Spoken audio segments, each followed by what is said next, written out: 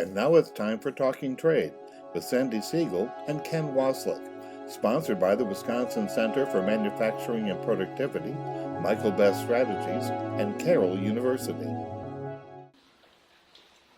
All right, everybody.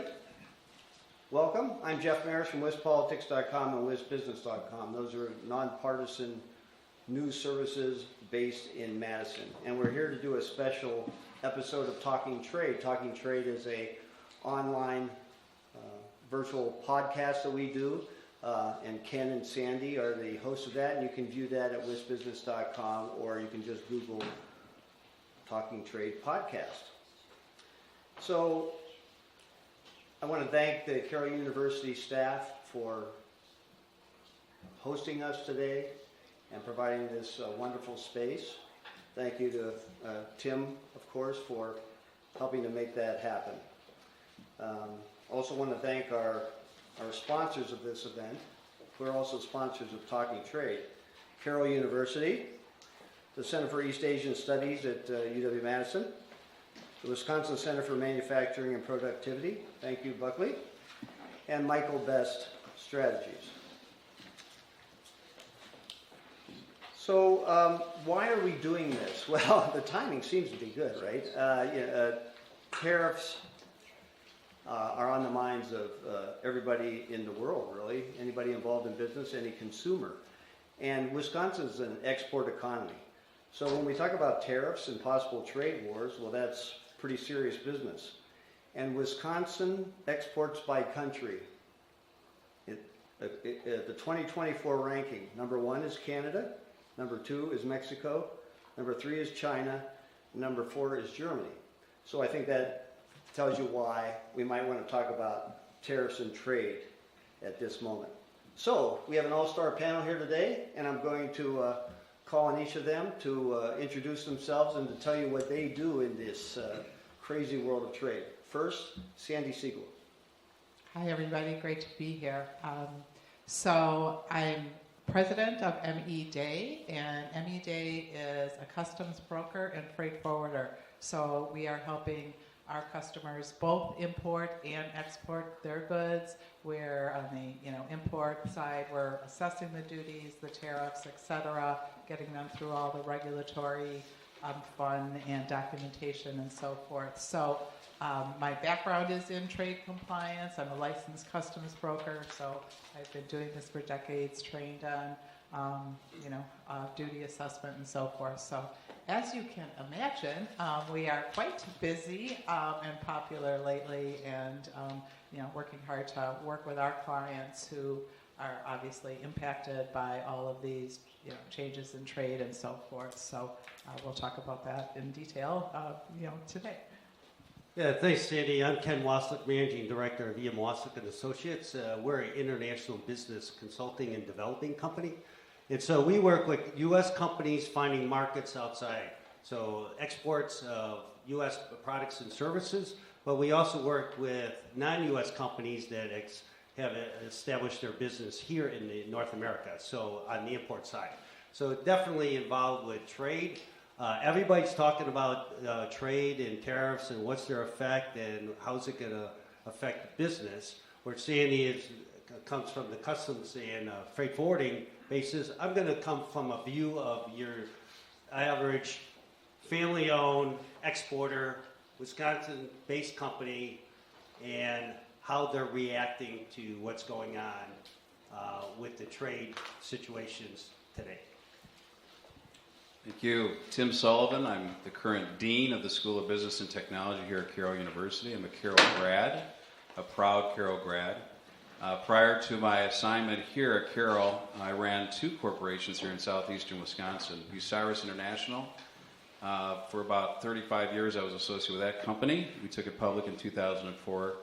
And Rev Group, which still exists here in Brookfield, headquartered in Brookfield, it was basically a culmination of bringing several specialty vehicle companies together.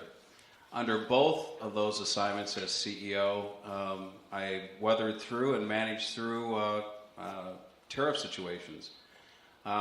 One other, I guess, little tidbit of information that is pertinent. I did advise Governor Scott Walker during his administration as governor of the state of Wisconsin. I'm Alexandra Sielaff, Associate Professor of Business here at Carroll University. I've been in education for 34 years. I've never known students to be so alert in an economics class. And we just finished our tariff chapters and a lot of questions. We go into Wall Street Journal almost every class, and you are very curious. So this is a great opportunity to ask your questions and try and make sense of the turmoil and all of the events that are happening daily, hourly, and also get some extra credit for being here. Okay, so Alexandra and Tim, you can share a mic, and then Ken and Sandi can share a mic. Okay, let's just start for the group. Okay, it's a dizzying pace that these threats, the orders, the tariff orders, the changes, I'm supposed to keep up on the news, and I can barely do it. And so, Sandi, you're in the middle of it. What are you telling your customers when they say, "What's going on?" It's like, how do you even prioritize what's going on? A little more challenging than usual. We, in general, try to keep our customers informed. We do a weekly supply chain update, it's called, and we shoot that out to our customers. We're really active on social media. It's on our website, etc. In the normal environment, once a week is enough on things that are out there pending and so forth. It's been overwhelming in this environment to keep people updated, and we were doing individual blasts, and it was just too much. To your point, the noise and the chaos, and as it started to unfold, we created a landing page on our website that's just called the Trump Tariffs, and you're welcome to find it. And it's trying to keep it really simple with bullet points of this, as of this date, this is in effect, and all the things that have happened versus the things that are proposed or being talked about. So just trying to separate the noise, if you will, from the reality.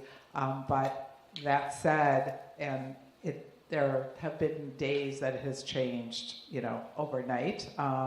And there was one day in particular, it changed 4 times in one day, and we're, just trying to keep that and keep it all on that landing page.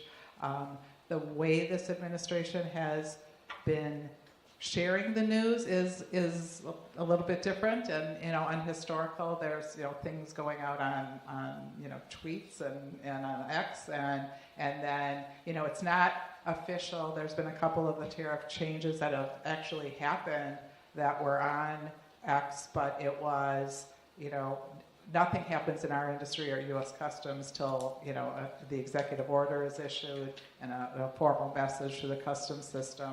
And there were times that it was within 24 hours of the actual change happening, and programmers couldn't keep up, and so it's been very rapid and a bit chaotic in trying to keep up.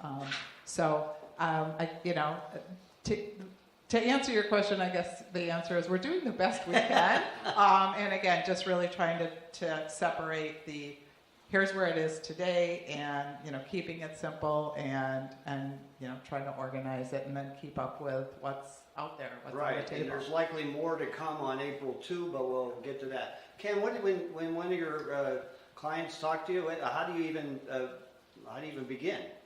Well, it's like Sandi has mentioned, it is challenging. I think we have to really separate exporters from importers.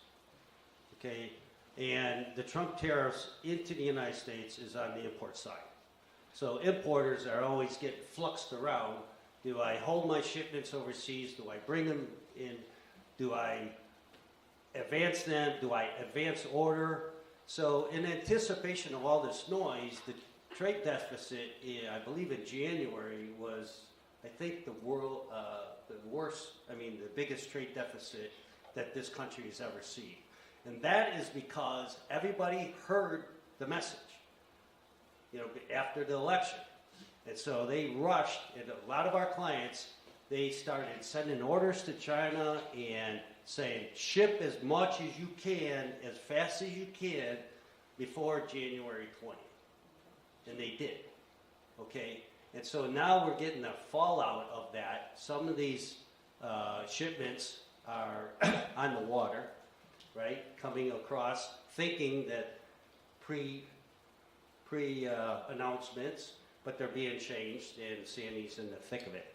So from an importer standpoint, they're really looking at what the product they're shipping, where it's coming from.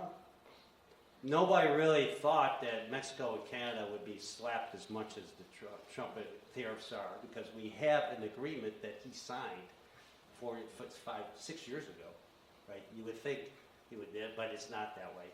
China has always been on the so-called list, even under the Biden administration. And so if you're an importer, you're really looking at working with your customs brokers, trying to see. We have a client right now that has a manufacturing plant in Tijuana. They literally have 40 trucks on the Mexican border. And if that 12-hour window or 24-hour or one reprieve for 3 days, those 40 trucks are coming across the border. Okay, so they're really doing a lot of logistics and supply chain and what I would call gymnastics to do that. Right? On the exporter side, everybody's looking at, okay, what are going to be the countervailing tariffs and where is it going to come from? So if you're, let's say, sending exports to certain countries that are really not in the news, Taiwan, Korea, the Middle East, you're playing it kind of safe. But if you're sending something to China, you're really watching what is going to be the countervailing tariff coming the other way. Our European clients are very nervous. They're expecting some really tough tariffs.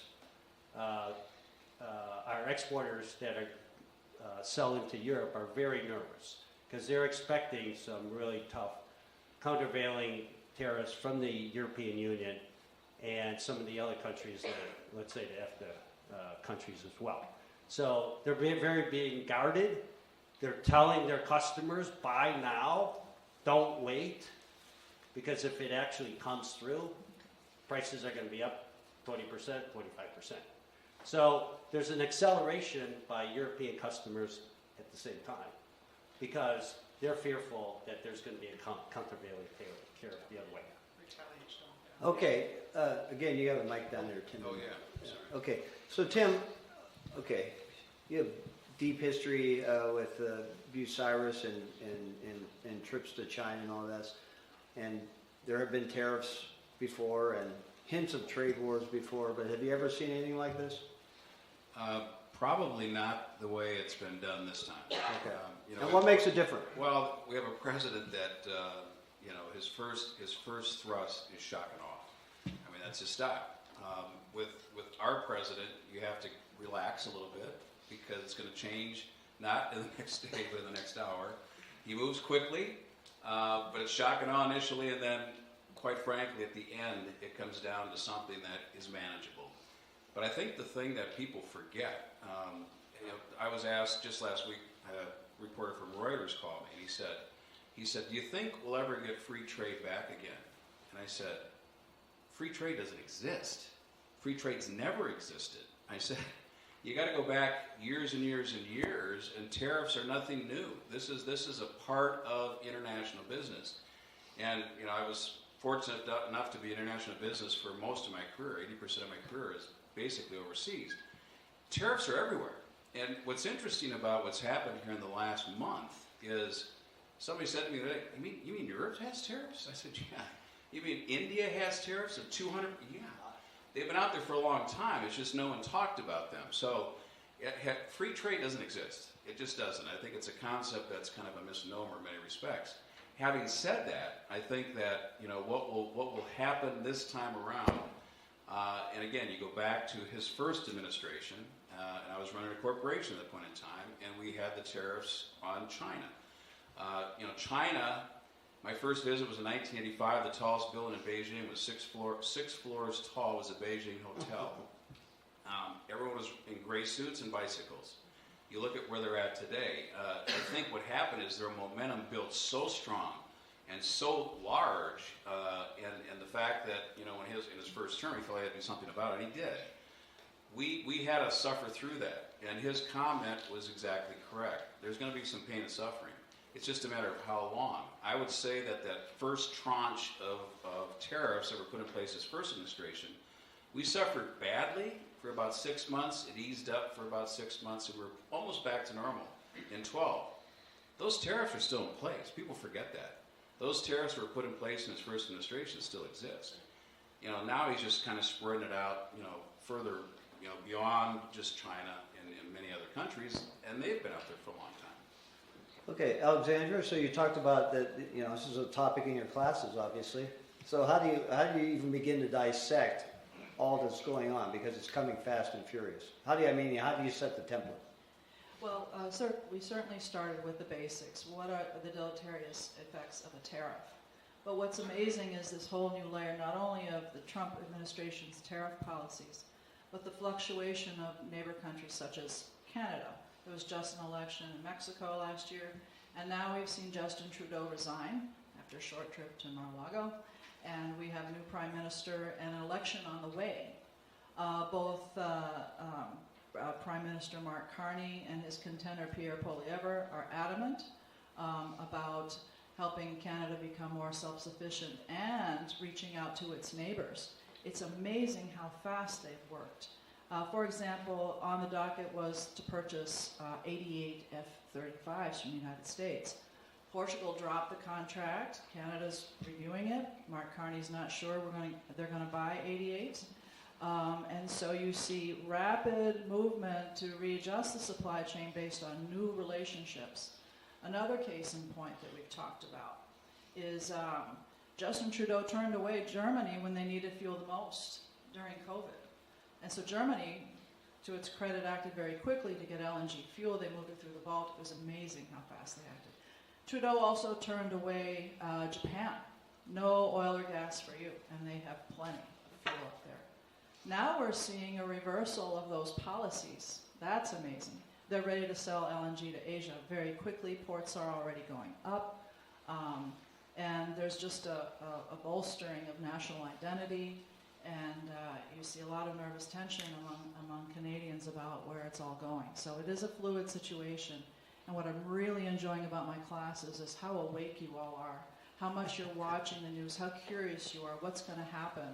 And we're all watching. So I think this has made for the most interesting understanding of economics, the impact of policy, not only on the U.S.'s economy, but that of the world. And appreciating that we've got a complex global economy to navigate. So it's been real rewarding, and keep the questions coming. There's a space for you to do that this hour.